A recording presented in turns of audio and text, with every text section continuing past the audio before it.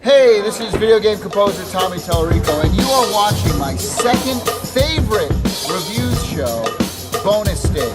You thought I was going to say X-Play, but I was not saying X-Play. Pick up them sticks, man. Turn on the TV. You going down, damn. Turn that shit to channel 3. Pick up them sticks, man. Turn on the TV. You going down, damn. Turn that shit to channel 3. Aw, yeah, it's evolving, but don't press B. We gotta catch them all, man. I'm the king, so throw some D's on the bitch. I rule Dreamland with a motherfucking iron fist. Top of the list in every cup, every inch in class. When I get red shells, y'all better watch your ass overheating.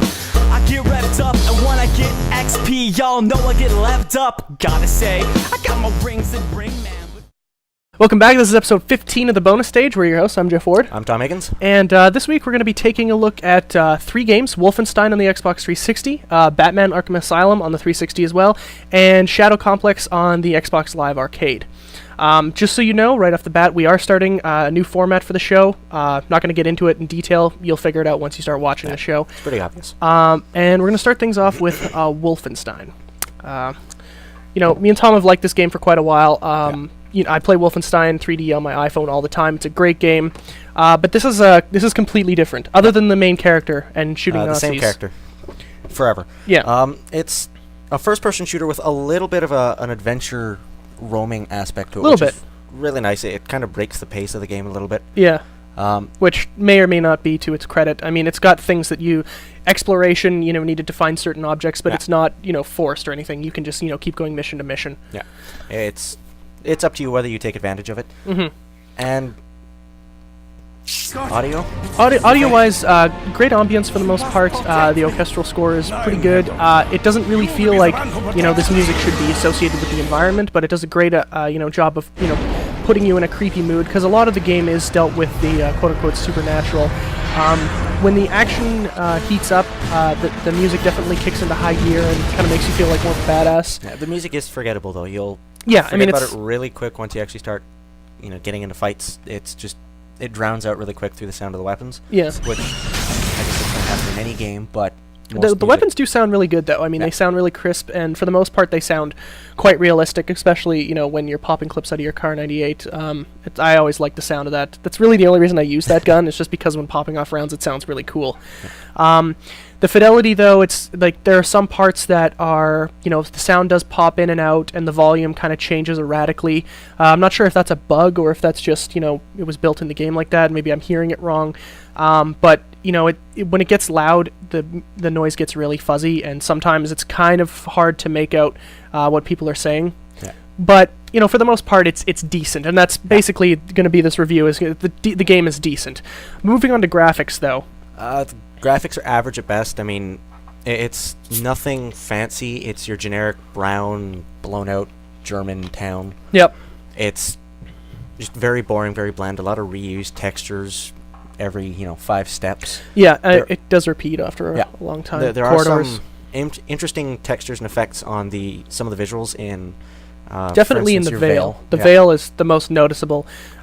Even though it kind of casts everything in a shade of blue, the coolest part is the Nazis' eyes glowing. That's really cool. For some reason, are portrayed as zombies with glowing eyes. Yeah, and their red, armband really stands out for some reason. Of all their costume, it's just the red armband. It's really cool, though. And the nameless puddles that kind of recharge your veil have interesting little wispy effects going on with those, too. Yeah, and like sometimes when you walk through an area that's dripping water, I mean, the coming down on the screen and sort of bringing your character out of focus is really cool. The only thing I had problem with the graphics is that when you start to run, and you told me this, and I was like, it's not that big of a deal, but your head bobs a lot, and it's disorienting a little bit. It takes the reticle out of the screen, so you have nothing to focus on, so you kind of, like, I felt dizzy after actually a while, so it's like, even just watching you run, it was like, I kind of feel dizzy. It was a little weird, but, I mean, not everybody's going to have that problem with it. Yeah. Moving on to gameplay, though. It's your typical shooter. Decent cover system, beat a duck, and then you're basically just strafing out. Yeah. For the most part, even on the hardest difficulty, it's a pretty easy game. Really easy game, but there is a nice adventure aspect thrown into the game, which is up to you whether you choose to take advantage of it. You get to, between each mission, there's an east and west sections of the town that you get to run through. More of it gets opened up as you play through. Yeah. But it's really just there to find pickups, the gold that lets you upgrade your weapons, and intel that gives you more upgrades for your weapons.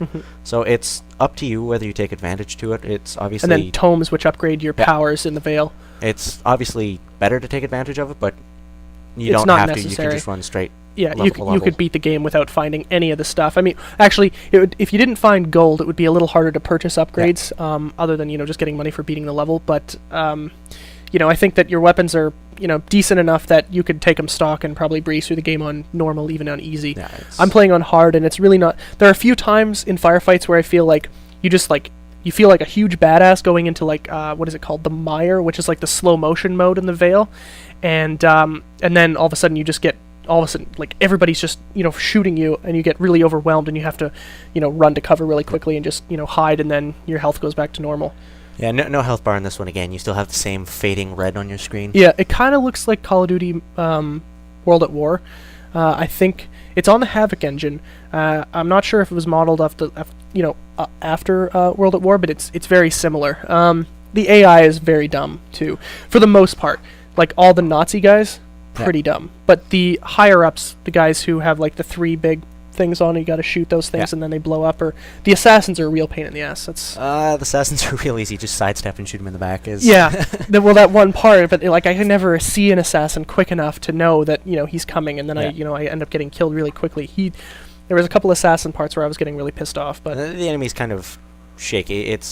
They're not really nailed down to whether they're good or intelligent or not. They're just... Sometimes they'll get you, sometimes they won't. Yeah. The multiplayer, I don't know if you tried it, is... I did. It's almost non-existent right now. It's a cut-down version of Wolfenstein Enemy Territory, for those of you who ever actually played that one. It's a free game.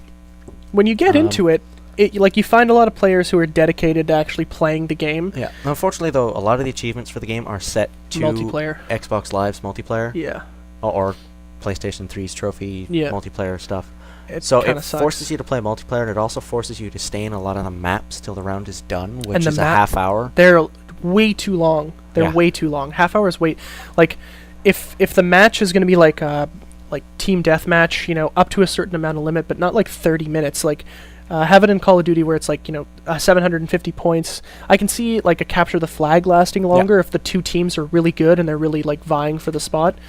But 30 minutes is way too long. I got bored after 10 after the first game, and I just I only got the one achievement because I haven't played it since. Yeah, and even trying to find a game right now, I tried to find a game today, and it was just almost impossible. I found one game, and then half the people quit as soon as the game started. So it was a 4-on-2. So what's your verdict? I say it's definitely worth the rental, but not the buy. I mean, it's a decent game. There's nothing too bad about it, but it's not worth $60. So it's the perfect. If you can find it used, I mean, it might be difficult now since it's still pretty new. I'd say definitely pick it up used. But yeah, $25, $30. It's worth that. You'll get enough enjoyment out of the campaign that, I don't think multiplayer is going to last that long, just because it's just not that popular. But it's the perfect weekend rental. It's the thing you can rent on Friday and have back at the store by Sunday, and I've get played the most out of it. Yeah, basically I've beaten the game by then. And even on the harder difficulty, it's still pretty much a breeze. I played through about 30% of the game in maybe 4 hours, so I'm pretty much cruising through the game. I'm not quite sure how much I have left. I know that you're a little bit farther than me, but what about you? What do you think? Yeah, definitely. It's more of a rental than a buy.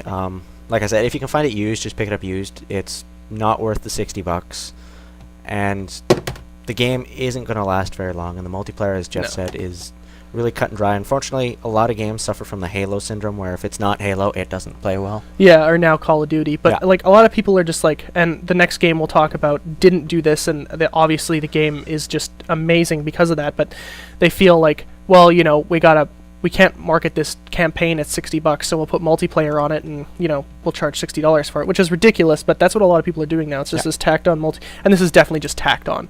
There is almost no thought. So, yeah. That's our opinion. It's a rental, if anything. Definitely a rental. But coming up next, we're going to take a look at Batman Arkham Asylum for the Xbox 360, so check back in.